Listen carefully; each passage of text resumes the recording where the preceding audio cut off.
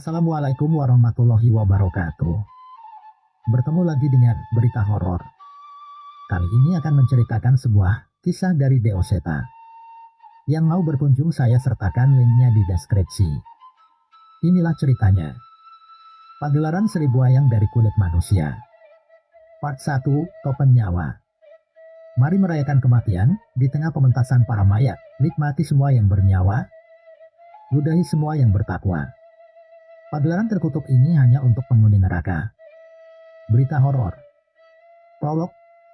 Raksasa di balik kobaran api. Sinar purnama menemani suara gending gamelan yang mengiringi sebuah pementasan wayang.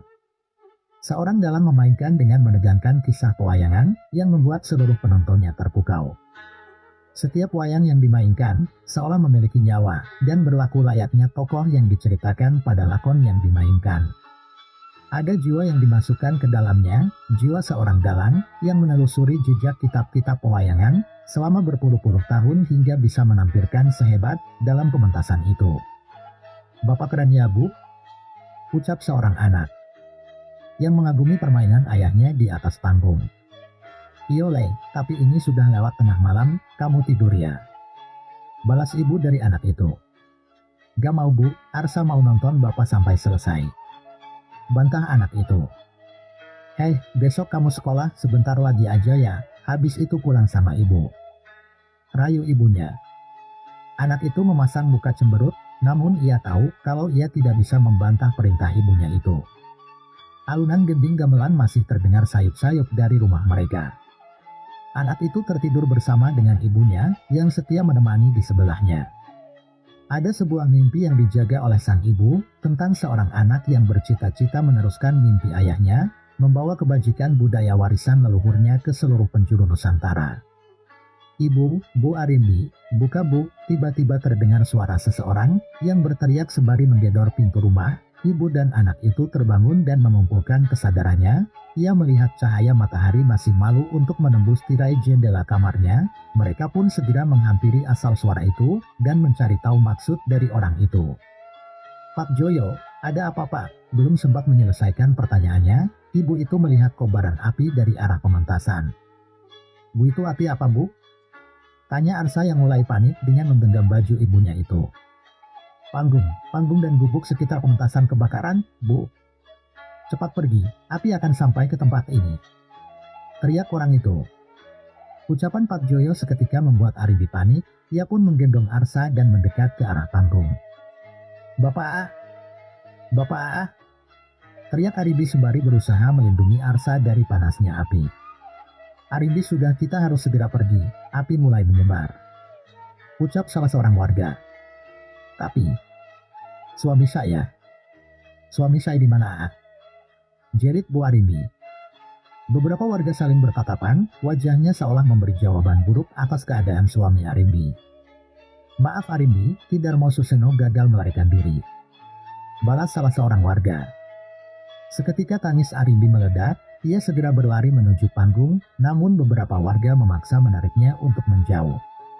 Kobaran api sudah tidak dapat dipadamkan, rumah-rumah kayu yang mendominasi desa menjadi santapan lezat untuk api yang siap menghanguskan seluruh desa. Arsa menahan tangis di gendongan ibunya. Ia terus menatap panggung, tempat semalam ia menyaksikan kehebatan ayahnya. Tapi, ada sesuatu yang terus membuatnya menatap api itu begitu lama. Dari balik api yang melahap seluruh desa, Arsa seolah melihat bayangan sosok raksasa besar yang tertawa di tengah kobaran api. Sosok raksasa yang di kisah pewayangan sering disebut dengan nama Buto. Entah itu halusinasinya atau tidak, tapi samar-samar ia melihat seseorang sedang berdiri di hadapan makhluk itu dengan menggenggam keris di tangannya. Sekilas sosok itu menoleh dan menatap Arsa dari jauh dan berkata, "Bapak pamit Yole." Adegan berpindah. Anak-anak terkutuk. Suara langkah kaki terdengar melangkah dengan terburu-buru di dalam hutan. Mereka harus terus berlari hingga terengah-engah di jalur hutan yang sulit dilalui oleh manusia. Mereka berlari demi sesuatu yang berharga, nyawa mereka. "Mas, bener kan? Mendingan kita tetap tinggal di desa saja," ucap seorang wanita yang menyesal atas keputusan yang telah mereka perbuat. "Marni, tinggal di desa pun percuma, Kita hanya menunggu giliran untuk mati berikutnya, jawab seorang pria yang berlari bersamanya. Paling enggak, kita enggak mati sekarang, Mas. Marni takut. Pria itu menoleh ke belakang sejenak dan tak lagi melihat sesuatu yang mengejarnya. Ia mengambil sebatang bambu tempat mereka menyimpan air dan memberikan pada adik perempuannya itu. Ini kamu minum dulu, tenangin diri kamu, perintah Murti. Mereka adalah Marti dan Murni, kakak beradik remaja dari salah satu suku yang hidup di pedalaman desa di hutan belantara di sudut Pulau Jawa. Marni mulai mengatur nafasnya. Ia mulai tenang setelah beristirahat sejenak. Apa kita melakukan keputusan yang tepat, Mas? Marni mulai ragu. Mas janji, walaupun Mas harus mati, Mas akan melepaskan desa dari kutukan makhluk itu. Desa kita masih akan hidup lebih dari 100 hari. Tidak seperti yang dikatakan oleh makhluk terkutuk itu, ucap Murti. Marni mengangguk, namun belum sempat membalas ucapan itu, tiba-tiba dari pepohonan terlihat sosok yang membuat mereka kembali gemetar. Kepala itu lagi, Mas. Suara Marni gemetar. Lari, jangan nengok ke belakang, Murti berteriak. Mereka berdua pun melanjutkan pelariannya. Sambil menembus hutan, Murti melemparkan beberapa rempah yang ia bawa dan dipercaya mampu menghalau makhluk yang mengejar mereka walau hanya sesaat. Kepala-kepala itu makin banyak, Mas. Marni berteriak. Jangan dilihat, sebentar lagi kita sampai ke Sendang, kata kami tua. Mereka takut dengan air dari Sendang itu, Murti berucap. Suara tawa cekikikan terdengar dari seluruh penjuru hutan. Kepala-kepala tanpa tubuh itu melayang menembus pepohonan, mengincar dua nyawa yang belum ingin menyerah itu. Hihihi, jadi seperti kami saja, enduk, kalian tidak butuh tubuh itu lagi, sosok kepala itu berbisik saat mendekat ke telinga Marni. Pergi, pergi. Murni berteriak mengusir makhluk itu. Tak jauh dari mereka, terlihat sebuah sendang yang tertutupi ilalang yang tinggi.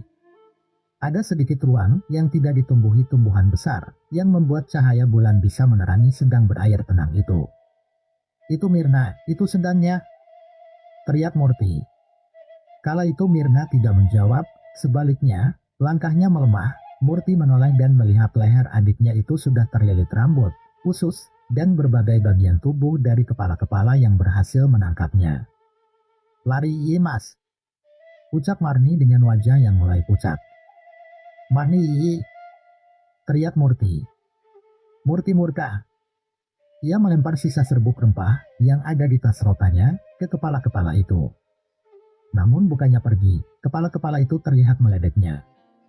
Lari, Mas, teriak Marni. Marni mati ya, Mas, ujar Marni.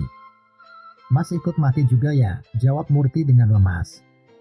Kepala-kepala itu meniru ekspresi Marni sambil menarik kepala Marni untuk memisahkannya. Jangan, jangan, lepaskan. Murti memeluk tubuh adiknya itu dan menahan kepala Marni agar tetap di tempatnya, namun makhluk itu semakin banyak mendekat. Kali ini tidak hanya Marni, kepala-kepala itu sudah mengikat leher Murti untuk memisahkannya juga dari tubuhnya. Lari, Mas. Marni masih berusaha berbicara.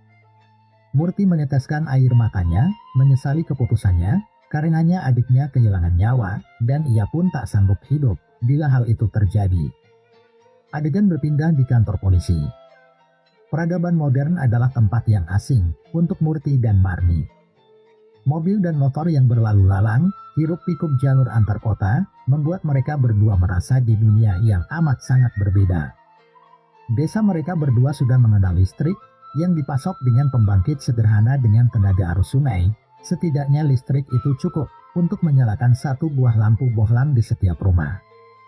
Untuk mereka, hal itu sudah lebih dari cukup ketika ada cahaya yang menerangi malam di desa mereka. Tapi kini mereka sadar, jarak mereka terlalu jauh dengan masa kini. Setan, kepala terbang, gak usah ngarang kalian, kami sudah capek dengar laporan ngada-ada begini. Murti dan Marni mendapat penolakan tegas saat melaporkan kejadian di desanya pada kantor polisi terdekat. Jelas saja, cerita mereka sangat sulit dipercaya, atau mungkin saja mereka percaya, namun karena merasa mereka tak mampu menangani hal seperti itu, mereka memilih untuk menolak laporan Murti. Ada seorang anggota polisi yang kasihan dengan mereka berdua. Diam-diam ia mendengar laporan tak masuk akal yang dipaparkan oleh Murti dan Marni. Hal itu tetap tak masuk akal di pikirannya. "Hei nak, sini," panggil polisi itu. Murti dan Marni menghampiri polisi itu dan memberikan secarik kertas yang berisi sebuah alamat. "Mungkin orang itu mau mendengar cerita aneh kalian," ucap anggota polisi itu yang segera pergi meninggalkan mereka berdua. Murti dan Marni pun bingung melihat secarik kertas dengan alamat berserta sedikit denah. Namun siapa orang itu, mereka berdua juga tak punya petunjuk. Adegan berpindah ke suatu lapangan desa. Di tengah kebingungannya, Murti dan Marni terhenti saat melihat keramaian di sebuah lapangan desa. Suara nyaring trompet terdengar mengiringi sekelompok penari kuda lumping yang tengah menghibur penonton. "Bagus ya, Mas ingat, itu namanya kesenian kuda lumping," ucap Murti. "Oh, Marni juga pernah dengar, tapi katanya sampai ada yang kesurupan ya Mas?" ujar Marni. "Kalau itu Mas nggak tahu, coba kita lihat aja sebentar, Mas juga penasaran," jawab Murti. Mereka berdua pun menerobos kumpulan penonton dan berhasil sampai di posisi paling depan. Banyak pemuda dan anak-anak kecil yang terkesima dan duduk di depan menikmati penampilan itu. Cetar, cetar suara cambuk dari para pemain kuda lumping terdengar. Suara cambuk menggema mengagetkan Marni, yang terpaku dengan kelincahan para pemain yang menunggangi kuda lumpingnya. Penampilan itu begitu istimewa di mata mereka, namun bukan kesenian itu yang menjadi pemandangan Murti. Senyum sang adik yang senang menonton pertunjukan itu menjadi pelepas lelah untuk Murti. Di tengah pertunjukan, terlihat seorang pemain yang mulai kehilangan kesadaran. Ia bertingkah seperti binatang hingga memakan pecahan kaca begitu saja. Mirna dan Murni menikmati pertunjukan itu, sampai ada salah seorang pemain yang menghentikan tariannya dan berdiri terdiam dengan wajah yang pucat. Mata pria itu memutih dan menyeringai dengan aneh. Ia kerasukan, namun tidak sama seperti temannya. Murti merasa tidak asing dengan senyuman itu. Ia melihat ke sekelilingnya dan melihat penonton merasa biasa dengan pemain kuda lumping yang kerasukan. Tapi firasat Murti berkata lain. "Marni, kita pergi," ucap Murti. "Pergi? Kenapa Mas?" jawab Marni. "Ada yang gak beres sama salah satu pemain itu," Murti menjawab. "Bukannya udah biasa ya, pemain kuda lumping kesurupan?" Marni menjawab. "Mas ngerasa ada yang beda aja, kita pergi Marni," jawab Murti lagi. Melihat kekhawatiran kakaknya, Marni pun menurut. Mereka pun meninggalkan lapangan dan menjauh dari kerumunan itu. Namun tanpa mereka sadari, sosok pemain yang kesurupan itu hanya menatap mengikuti ke arah mereka berdua pergi. Adegan berpindah di sebuah desa. Topeng Nyawa. Sudut pandang kanan. Sebuah rumah joglo besar berdiri megah di sebuah desa tak jauh dari Gunung Tidar. Beberapa pria yang sudah cukup sepuh menyambutku dan Arsa mempersilahkan kami masuk ke dalam rumah itu. Ornamen-ornamen kuno dan barang-barang yang nyeni menghiasi rumah yang bisa kuanggap megah, namun tetap berkesan sederhana. Aku menunggu sambil memandangi satu persatu benda-benda yang terpajang di dinding rumah ini, sementara Arsa masuk terus ke dalam ruangan yang mereka tunjukkan. Tak lama, hanya sebentar Arsa keluar lagi dengan wajah cukup kecewa. "Berbeda Mas, yang menjadi pusaka mereka adalah wayang Pandawa. Wayang itu juga keramat, namun tidak sama seperti yang Bapak wariskan," ucap Arsa. "Ya sudah, kita nggak terburu-buru kan, justru ini ajangmu untuk silaturahmi dan berkenalan dengan dalang-dalang lain," hiburku. Arsa mengangguk setuju, namun sebelum kami pulang, sang dalang pemilik rumah megah ini muncul dari dalam dan menghampiri Arsa. "Mohon maaf Yole, mudah-mudahan kamu bisa nemuin apa yang kamu cari," ucap Ki Purno pada Arsa.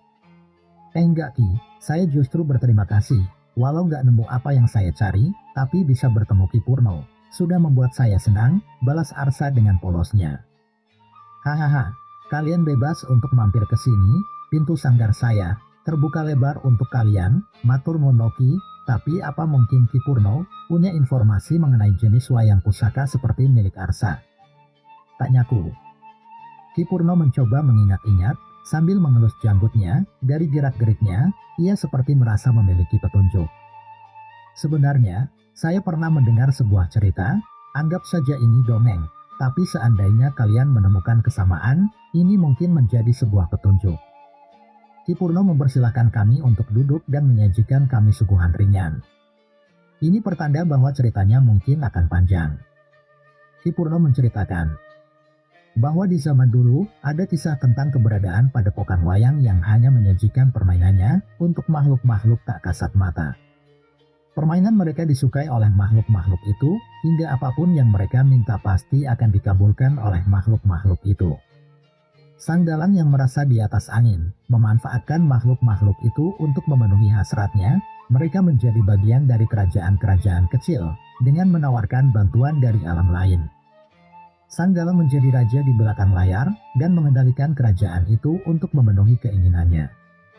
Sayangnya, apa yang ingin dia capai, bukanlah nafsu seorang manusia pada umumnya. Ia ingin menggapai kesaktian, yang mampu menyaingi para batara. Karena itulah, ia harus berkuasa, agar dapat dengan bebas, mencari pengorbanan untuk setiap ritualnya.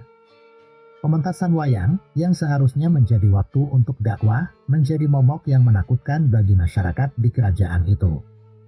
Bahkan, wayang yang dimainkan pun mulai berwujud berbeda dengan wayang kulit pada umumnya. Ada roh-roh yang bersemayam di setiap wayang yang dimainkan. Sang dalang mengorbankan rakyatnya untuk membuat 1000 wayang dari kulit mereka. Wayang itu akan menjadi wadah setan-setan yang mengabdi kepadanya. Ritual Sewu Demit itu yang akan memberikannya kesaktian yang setara dengan para batara. Apa yang dilakukan oleh dalang itu tak hanya mengkhawatirkan rakyat kerajaan itu, bahkan banyak sosok gaib yang mulai terusik. Ketika dalang itu mendapatkan kesaktiannya, itu artinya keseimbangan alam akan bergeser. Kekhawatiran itu dijawab oleh para batara. Mereka pun menurunkan wayang-wayang tanpa wujud tokoh yang mewakili peran para batara. Wayang ras buto, wanara, hingga ksatria, wayang-wayang itu diturunkan ke seorang dalang untuk menggagalkan ritual Sewu Demit itu. Dengan restu para batara, ritual itu pun berhasil digagalkan, namun sang dalang utusan itu sadar bahwa wayang para batara itu bisa menjadi pisau bermata dua. Ia pun menyembunyikan keberadaannya dan menganggapnya telah menghilang dari dunia ini. Adegan berpindah ke desa Ranubaya. Desa Ranubaya, sebuah desa yang diberkahi, pemandangan indah akan kemegahan gunung tertinggi di Pulau Jawa, Semeru. Udara dingin dan cahaya matahari yang menyinari desa, merupakan berkah yang tak tergantikan dari Sang Pencipta. Kami tiba di desa ini saat subuh dan memutuskan untuk menikmati sarapan dulu di warung kecil di terminal transit yang sebenarnya masih pantas disebut sebagai halte ini. Jarang-jarang ada anak muda yang datang ke desa terpencil begini. Mas-masnya ada acara di sini, tanya ibu pemilik warung makan itu. Ah enggak bu, cuma mau ketemu orang aja. Ibu kenal Ki Bayu Harjo. Arsa mencoba mencari petunjuk tentang tempat yang akan kami datangi. Ah enggak mungkin gak kenal tuh, itu lihat. Ibu itu menunjukkan jarinya ke arah sebuah baliho kayu sederhana yang terpasang di terminal. Ada poster sederhana yang mengumumkan adanya pementasan wayang di desa ini, dan nama dalang yang tertulis adalah nama yang kami cari. Wah kebetulan banget mas, ucap Arsa. Iya, pas nih, gak sia-sia kita kesini, balasku. 2 gelas kopi pun diantarkan kepada kami bersama beberapa gorengan yang masih hangat. Dalam sekejap aku yakin, rasa lelah selama perjalanan tadi bisa lenyap seketika dengan sajian dan suasana di kaki gunung ini. Pementasan itu dalam rangka acara Mertideso Yabu masih rutin diadain di desa ini, tanyaku. Acara Mertideso masih rutin, tapi pementasan kali ini acara khusus buat musir bala, jawab ibu itu. Musir bala, tanyaku. Ibu itu pun menceritakan bahwa sudah beberapa hari di desa mengalami keanehan, banyak anak-anak kecil yang jatuh sakit secara tiba-tiba. Perempuan yang kesurupan, hingga orang-orang yang mengaku melihat desa Ranubaya dikelilingi oleh setan-setan dengan berbagai wujud. Yang benar bu? Tanya Arsa. Ibu itu mengangguk.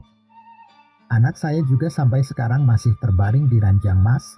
Setiap mencoba melangkah keluar rumah, dia pasti teriak-teriak ketakutan kayak kesetanan gitu, ucap ibu itu. Saat itu, aku dan Arsa saling berpandangan. Memang di beberapa daerah, acara merti deso dan pementasan wayang sering menjadi andalan untuk mengusir bala atau wabah yang menyerang desa. Filosofinya, ketika desa kembali bersih, seharusnya penyakit tidak akan mendekat. Sosialisasi antar warga seharusnya bisa mengurangi konflik yang terjadi antar warga.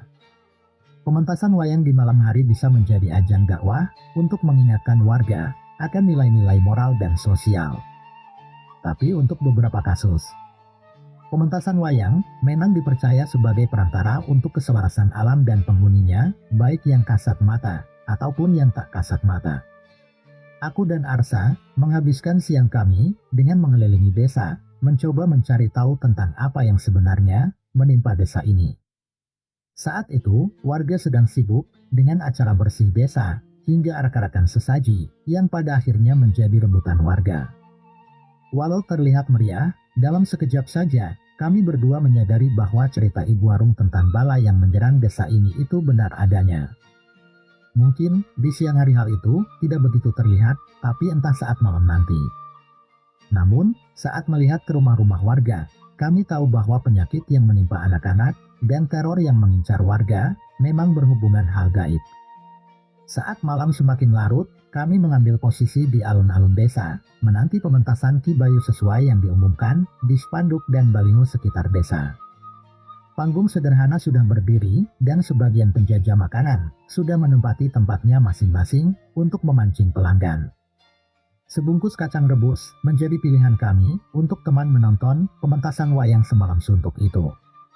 Lakon Wahyu Katentreman menjadi pilihan Ki Bayu untuk pementasan malam ini. Setelah suara gong, saron, dan bonang berbunyi, dalam waktu singkat, warga pun memenuhi alun-alun. Yang cukup membuatku sedikit terkesima, warga desa tetap bercengkerama, seperti biasa, seolah tidak memusingkan bencana yang menimpa desa mereka. Mas emang benar, katanya acara ini sengaja dibuat-buat tolak bala. Aku mencoba iseng menanyakan kepada salah seorang warga yang duduk di dekatku. Wah, masnya pendatang ya? Iya mas, biasanya habis diadain acara beginian, keadaan balik normal mas, setan-setannya pada pergi. Ucapnya santai. Kok warga kelihatan tenang-tenang aja ya mas? Kalau kejadian di desa saya, pasti warga bakal ketakutan. Tambah Arsa. Takut ya takut mas, tapi Ki Bayu bilang, adanya bencana itu untuk mengingatkan manusia akan perbuatannya. Toh Gusti Allah gak akan ngizinin cobaan yang lebih dari kemampuan umatnya kan? Ucap orang itu. Mendengar tanggapan itu, aku cukup tersentil. Sepertinya, aku salah meragukan warga desa ini. Mereka benar-benar menanggapi masalah desanya dengan tenang. Adegan berpindah ke pementasan dalang di malam hari di desa Ranubaya. Suara tembang dari sinden membuka pementasan dalang yang dipimpin oleh Ki Bayu Harjo. Beberapa doa dan petuah disampaikan sebelum wayang-wayang kulit itu menari di genggaman tangan dalang yang cukup senior itu. Walau sudah melihat berbagai pementasan wayang, aku selalu merasa bahwa setiap dalang punya ciri khas dan tekniknya sendiri dalam memainkan lakonnya. Semua itu seolah memberi keberagaman yang tak terbatas untuk cerita-cerita pewayangan. Sayangnya, mereka benar-benar datang. Makhluk-makhluk tak kasat mata yang meneror desa ini berada di antara warga dan menjadi bagian dari penonton pementasan ini. Mas Danan. Arsa menyadari sosok-sosok itu. Aku mengangguk dan menahan nyeri melihat pemandangan di alun-alun ini. Makhluk-makhluk yang berdatangan adalah setan berwujud kepala-kepala tanpa tubuh yang melayang-layang di antara warga desa. Hanja Sirah. Tidak mungkin makhluk-makhluk itu sampai di desa Ranubaya tanpa sebab, ucapku. Iya mas, mereka setan-setan yang bergentayangan di tanah bekas peperangan, seharusnya mereka terikat pada tanah di mana darah mereka tertumpah. Ucap Arsa. Kala itu, suasana mulai mencekam. Walau tidak bisa melihat sosok-sosok itu, warga desa mulai merasakan keanehan mulai dari hawa dingin hingga rasa merinding di sekujur tubuh. Aku bisa menebak bila tak memiliki kesadaran yang kuat sebentar lagi akan ada warga desa yang kesurupan. Praak, praak, praak. Suara dodogan dan keprakan Ki Bayu terhantam dengan keras secara bersamaan. Saat itu, seketika suasana hening seketika. Panjenengan, sedanten, boten kagungan restu, kagem manggon ing desa iki. Yang artinya, kalian semua tidak punya restu untuk berada di desa ini. Tiba-tiba, Ki Bayu berbicara tanpa diiringi suara apapun. Suara hening itu berganti dengan bisik-bisik warga yang menerka-nerka apa yang terjadi. Ki Bayu lagi berbicara sama makhluk-makhluk halus. Gumam penduduk desa. Sing genah, endi demika? Yang artinya, yang benar. Di mana setanya? La embuh, nek kowe sakti pasti weruh, yang artinya, nggak tahu kalau kamu sakti, pasti kelihatan. Gumam warga yang lain. Sepertinya, warga sudah menyadari bahwa Ki Bayu tengah berkomunikasi dengan setan-setan yang menghubungi tempat ini. Deso iki, boten duwe, perkoro kalih panjenengan, sumangga panjenengan, tindak saking mriki, yang artinya, desa ini tidak memiliki masalah dengan kalian, silahkan kalian pergi dari desa ini. Tiba-tiba, kabut turun dan menyelimuti desa Ranubaya. Warga saling merapatkan diri ketika menyadari, suasana sudah mulai berbeda. Hihihi. Ono sing ngantang awake dewe, hihihi. Berbagai suara mengerikan terdengar dari balik kabut. Suara itu mengelilingi seluruh desa, melayang-layang, dan mulai menunjukkan wujudnya dalam wujud kepala-kepala yang melayang. Setaan kepala melayang. Teriak para warga. Saat itu, tiba-tiba warga desa bisa melihat semua setan-setan yang saat ini berada di antara mereka. Warga pun menjauh dari makhluk itu dan mendekat ke arah panggung, mencari perlindungan dari Ki Bayu. Praang. Dok. Dok. Dok, suara terdengar dari arah panggung. Terlihat Ki Bayu geram dengan perbuatan setan-setan itu yang berani menunjukkan wujudnya di depan warga desa. Ia mengeluarkan keris pusaka yang terikat di pinggangnya dan mencabutnya dari warangkanya. Saat itu, sosok makhluk berwujud burung yang terbakar api melayang di sisinya. Sepertinya, itu adalah perwujudan hodam dari keris milik Ki Bayu. Kulo caluk tulung dihni. Yang artinya, saya minta tolong yani. Ucap Ki Bayu pada sosok burung yang terbakar itu. Makhluk itu pun melesat ke sekeliling desa, menerjang kepala-kepala yang meneror desa. Satu persatu kepala itu berubah menjadi kobaran api dan musnah begitu saja.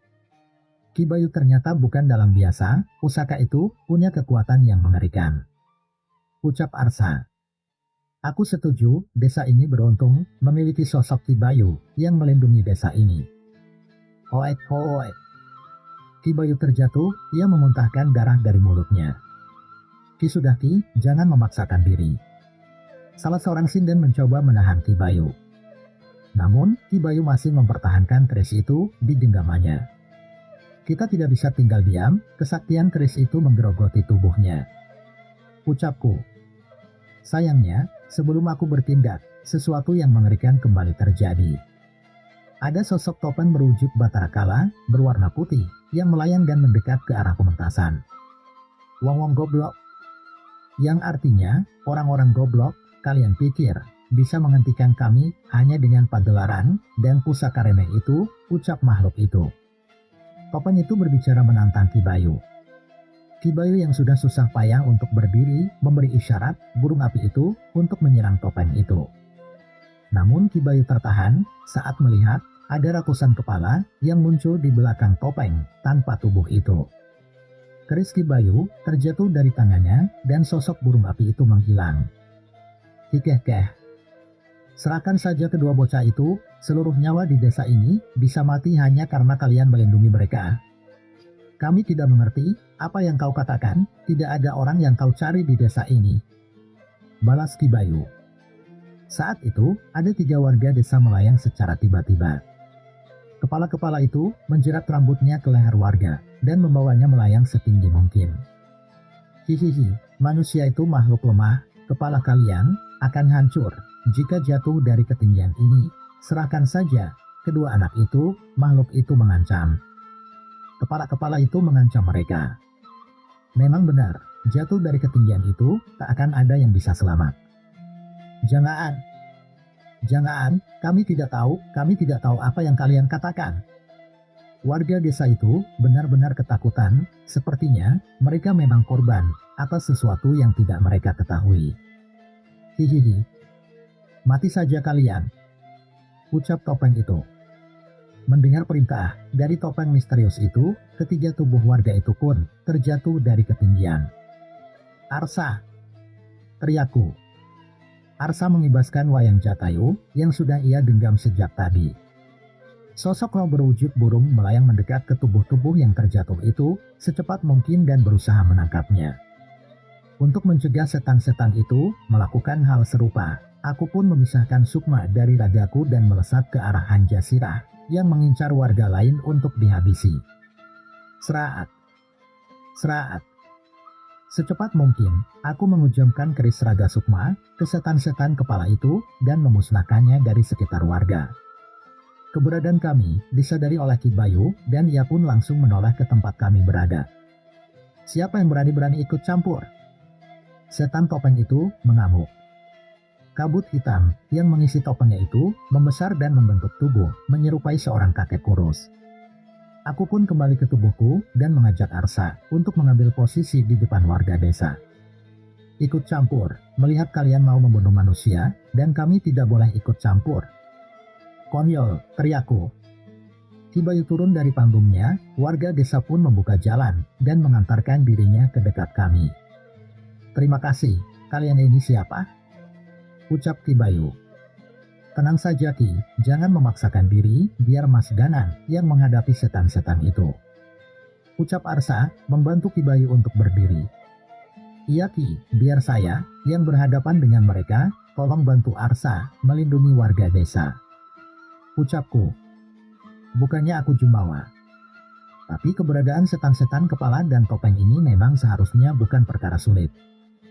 Namun entah, jika pemilik asli topeng ini muncul, atau sosok yang memerintahkan kepala kelapa ini datang. Entah, apakah aku bisa mengalahkannya, yang terpenting, saat ini aku harus mengusir mereka dari desa ini. Bocah sombong. Dalam sekejap, seketika, topeng itu melesat, dan berada di wajahku. Mas Danaan Ada sesuatu merasuki tubuhku, sekuat tenaga. Aku mencoba melepaskannya, dari wajahku, topeng itu tetap melekat, dan berusaha mengambil kesadaranku. Mas bertahan mas, teriak Arsa. Jangan mendekat. Aku berusaha menjauh dari siapapun yang ada di sekitarku, sesuatu di tubuhku, seolah berusaha ingin bergerak, untuk mencelakai siapapun di dekatku. Hihihi. Bagaimana jika kau sendiri yang membunuh mereka semua? Suara tawa sang kakek terdengar di alam pikiranku. Tubuhku mulai tak mampu menguasai diri dan tanganku mulai mengarahkan keris raga sukma ke arah Arsa. Nak bagaimana ini? Tanya Ki Bayu yang mulai panik. Berlindung di belakang saya Ki. Ucap Arsa. Dari pandangan mataku saat ini, warga desa terlihat seperti sosok-sosok mayat yang bergerak dengan tubuh yang sudah membusuk. Mereka semua berteriak mengancam ke arahku. Bunuh mereka, jangan biarkan satupun dari mereka hidup. Suara itu terdengar berkali-kali di telingaku, kewarasanku sulit untuk kupertahankan. Tapi tidak, aku tidak boleh membunuh siapapun, jangan sampai aku membunuh seorang pun. Ada sosok yang berdiri di hadapanku. Aku tak bisa membedakannya. Mereka terlihat seperti setan-setan yang sangat kubenci. Dengan keris raga sukma di tanganku, aku pun menebas wajah sosok itu dengan sekuat tenaga. Mas Danan, teriakku. Prak! Suara terdengar, suara benda yang pecah terdengar, penglihatanku kembali dan rasa lega datang saat aku melihat tubuhku ada di hadapanku. Topeng itu pecah dan terjatuh. Aku pun segera mengambil alih kembali tubuhku dan menjauh. Brengsek bagaimana bisa? Apa yang terjadi? Setan itu mengumpat tak menduga apa yang terjadi. Aku tak mau menjawab, seandainya aku terlambat memisahkan sukmaku dari tubuhku, mungkin saja aku sudah melukai orang lain. Setan topeng itu tidak bisa diremehkan, bahkan ketika aku menggunakan ajian raga sukma, Pengaruhnya masih mempengaruhi tubuh dan sukmaku yang telah terpisah. Aku mengajak Arsa melantunkan ayat-ayat suci untuk mengusik setan-setan yang masih berusaha mengepung kami dan menjauhkannya dari warga desa. Sialnya, setan topeng itu tidak musnah, walau sudah terbelah menjadi dua, topeng itu masih melayang dengan asap hitam yang mengendalikannya. Blaar, blaar, blaar. Belum sempat aku bertindak, tiba-tiba hanja sirah itu terbakar satu persatu.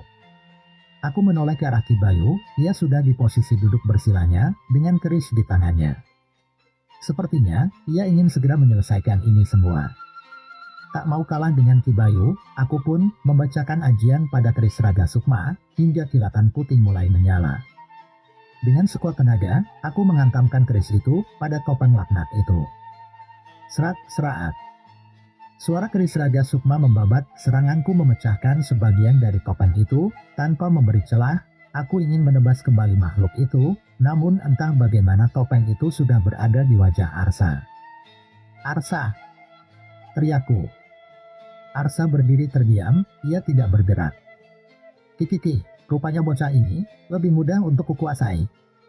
Ucap sosok topeng itu melalui tubuh Arsa. Sial, aku lengah. Namun, belum sempat aku berbuat apapun, tiba-tiba terjadi sesuatu dengan topeng di wajah Arsa itu. Berani-beraninya kau. Suara sosok yang begitu berat terdengar dari tubuh Arsa.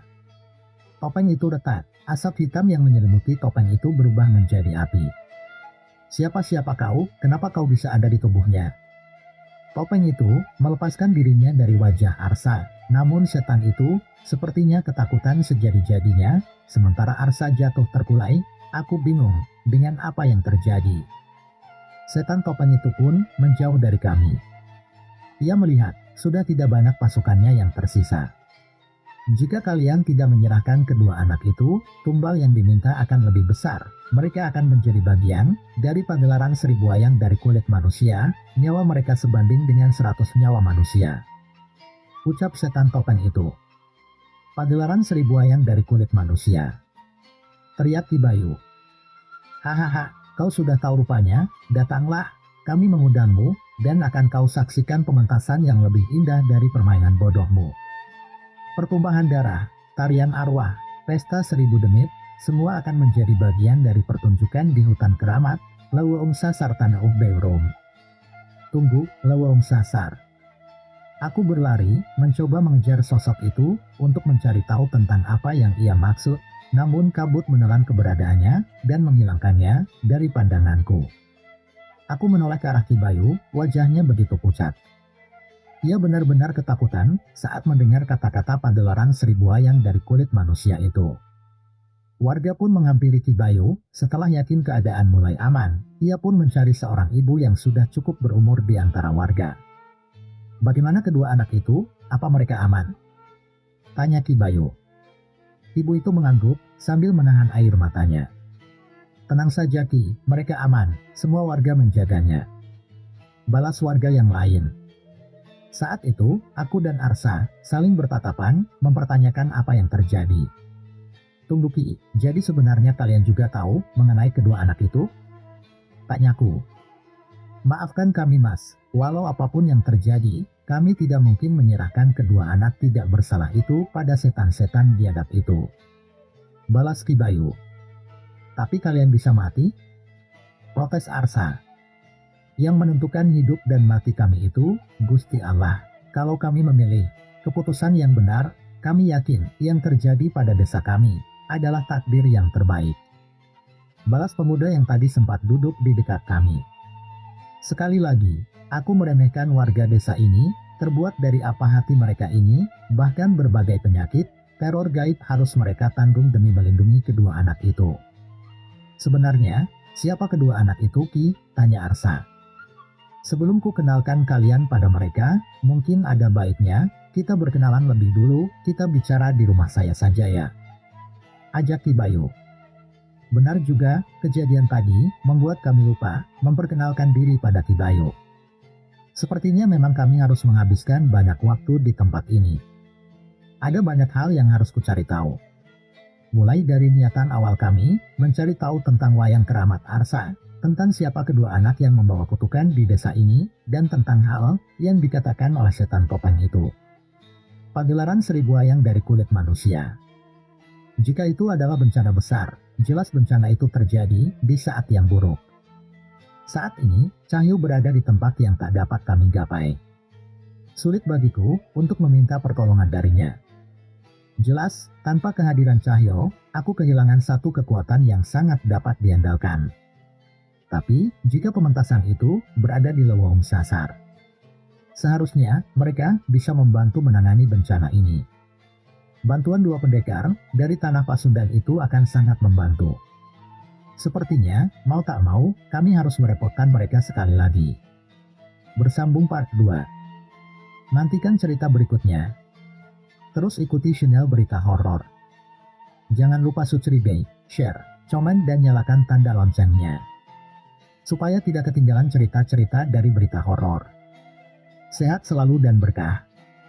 Wassalamualaikum warahmatullahi wabarakatuh.